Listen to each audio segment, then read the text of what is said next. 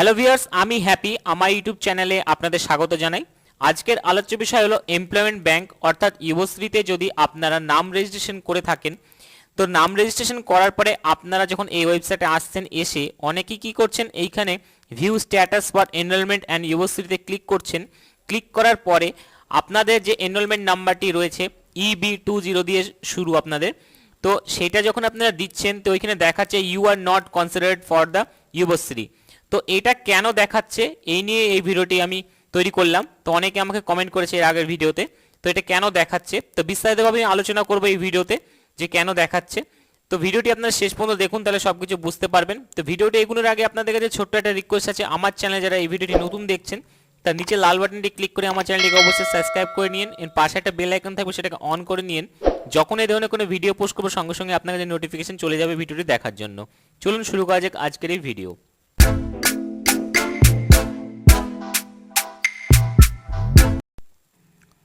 তো এটা হচ্ছে এমপ্লয়মেন্ট ব্যাংকের অফিসিয়াল পেজ, যেটা যুবশ্রী নামে পরিচিত। তো এইখানে যখন আপনারা আসছেন, তো আমি একটা ক্লিক করে দেখাচ্ছি আপনাকে ওটা কীরকম দেখাচ্ছে। তো এইখানে আপনাদের ক্লিক করতে হবে।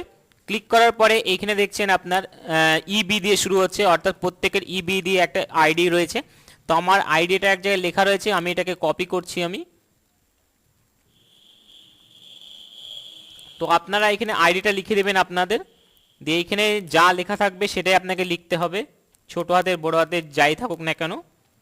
এটা প্রত্যেকের ক্ষেত্রে আলাদা আলাদা দেখাবে।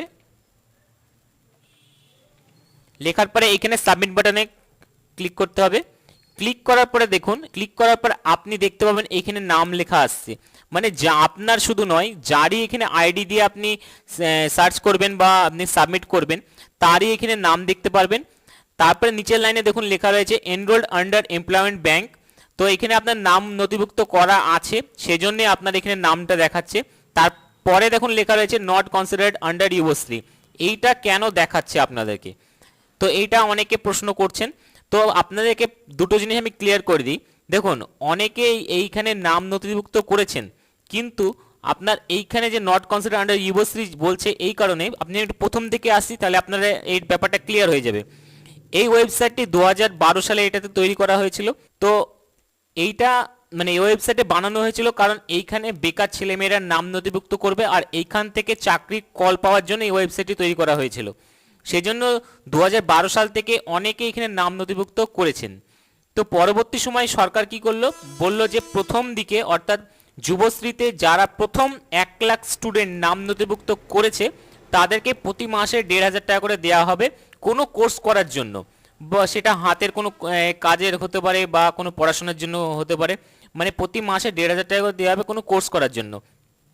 তো প্রথম মানে 2012 সাল থেকে যারা ফার্স্ট 1 লাখ স্টুডেন্টকে দেওয়া হয়, তারপরে প্রতি 6 মাস অন্তর একটি ফর্ম জমা দিতে হয় অ্যানেক্সার 3, যেখানে সরকার হিসেব নেয় যে আমরা যে মানে সরকার যে টাকাটা দিচ্ছে অর্থাৎ 1,500 টাকা করে, সেই টাকাটা আপনি কি কাজে লাগাচ্ছেন, সেই ফর্মটি অনলাইনে সাবমিট করে আপনাকে সেটা করতে হয় প্রতি 6 মাস অন্তর। তো সেটা করার পরে যদি আপনারা মানে টাকাটা পেতে চান, তাহলে প্রতি 6 মাস অন্তর এটা করতে হবে। এবার যারা ওই 6 মাস এর ভিতরে চাকরি পেয়ে যায় কোনো গভর্নমেন্টের বা অন্যান্য প্রাইভেট সেক্টরে, তাহলে তারা কি করে, এই নাম নথিভুক্তটা করে না। তাহলে কি হলো, ধরুন 1 লাখ স্টুডেন্টের ভিতরে 10,000 লোক চাকরি পেয়ে গেল, তার সেই মানে 6 মাস পরে সে 10,000 স্টুডেন্ট ফর্ম ফিল আপ করবে না, তাহলে ওই 1 লাখ স্টুডেন্ট পর থেকে 10,000 স্টুডেন্টকে আবার টাকা দেওয়া হয়। তো এরকম করে প্রতি বছরে 2-3টে লিস্ট বেরোয়, সেইখানে যাদের নাম থাকে। তো এইখানে হচ্ছে তারাই, দেখুন আপনার এইখানে নাম নথিভুক্ত আছে, সেই জন্য আপনাকে এনরোলড আন্ডার এমপ্লয়মেন্ট ব্যাংক দেখাচ্ছে, মানে এখানে আপনার নামটা নথিভুক্ত রয়েছে এমপ্লয়মেন্ট ব্যাংকে। কিন্তু এখানে নট কনসিডার্ড আন্ডার যুবশ্রী, মানে আপনি সিলেক্টেড নয় ওই 1,500 টাকা পাওয়ার জন্য। এইখানে যখন আপনি সিলেক্টেড হবেন, তখন আপনার এখানে নাম দেখাবে, মানে কনসিডার্ড দেখাবে। তো একটা ক্যান্ডিডেট আমি দেখাচ্ছি যে অলরেডি টাকা পাচ্ছে বর্তমানে, তার আইডি দিয়ে আমি দেখাচ্ছি আপনাদের সে কীরকম দেখাবে।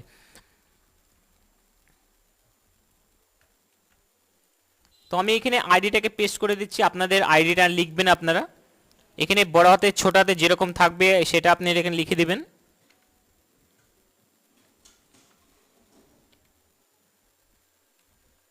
লেখার পরে সাবমিট বাটনে ক্লিক করতে হবে। ক্লিক করার পরে এইখানে দেখুন, এখানে নাম শো হবে যে কার নামে আইডিটা রয়েছে।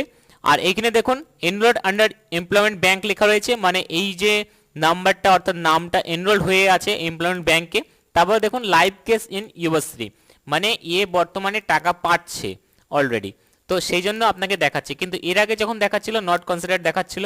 আর your annexure 3 has been submitted, মানে এটা দেখাচ্ছে যে প্রতি 6 মাস অন্তর যে ফর্মটি সাবমিট করতে হয় যে টাকাটা কি করেছেন আপনি, তো সেটা সাবমিট হয়ে গেছে, মানে করে ফেলেছে ক্যান্ডিডেটটা, সেজন্য এটা দেখাচ্ছে। কিন্তু এইখানে প্রবলেমটা হচ্ছে অনেকে টাকা পায়নি, তারা এখানে এই দেখাচ্ছে যে you are not considered under university.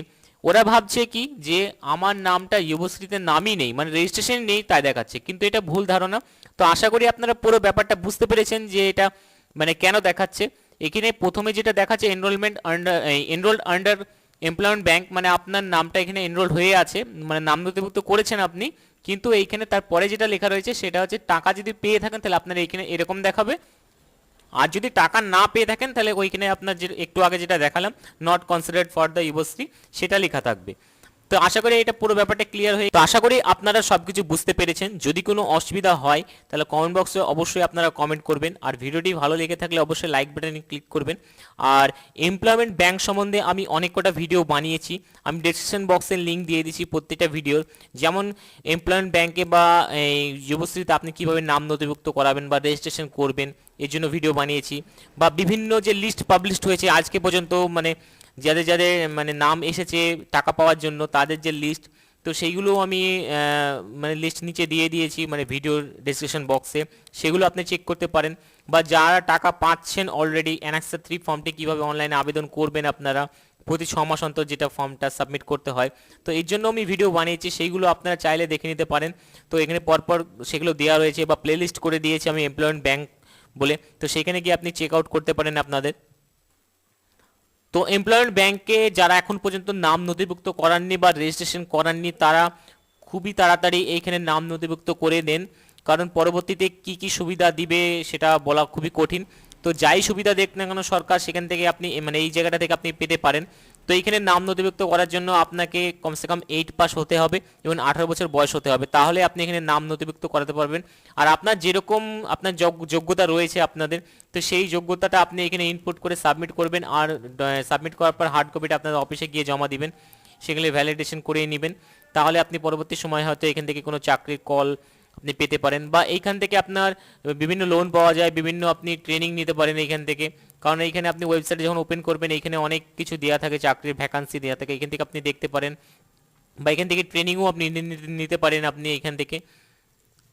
আর আরও কিছু যদি আপনারা জানতে চান তাহলে এই ওয়েবসাইটে যাবেন, এখানে স্পেশাল হেল্পলাইন ফর ইউনিভার্সিটি এখানে লেখা রয়েছে, এখানে আপনি ক্লিক করবেন। ক্লিক করার পর দেখবেন একটা এখানে নাম্বার চলে এসেছে, এখানেও আপনি কল করতে পারেন। আপনি সোমবার থেকে শুক্রবার আপনি অফিস আওয়ারে যখন কল করবেন এখানে ফোন ধরবে, হয়তো আপনার একটু ওয়েট করতে হতে পারে, কিন্তু এইখানে কল করে আপনি সমস্ত কিছু জানতে পারেন, সমস্ত তথ্য এমপ্লয়মেন্ট ব্যাংক সম্বন্ধে।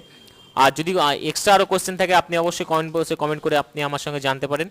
তো ভিডিওটি শেষ পর্যন্ত দেখার জন্য ধন্যবাদ। আর আমার চ্যানেলটি যারা প্রথম দেখছেন আমার চ্যানেলটিকে অবশ্যই সাবস্ক্রাইব করে নিন, নিচে লাল বাটনটি ক্লিক করেন, পাশে একটা বেল আইকন থাকবে সেটাকে অবশ্যই অন করে নিন, যখন এই ধরনের কোনো ভিডিও পোস্ট করবো সঙ্গে সঙ্গে আপনার কাছে নোটিফিকেশন চলে যাবে ভিডিওটি দেখার জন্য। তো আজকে এই পর্যন্তই।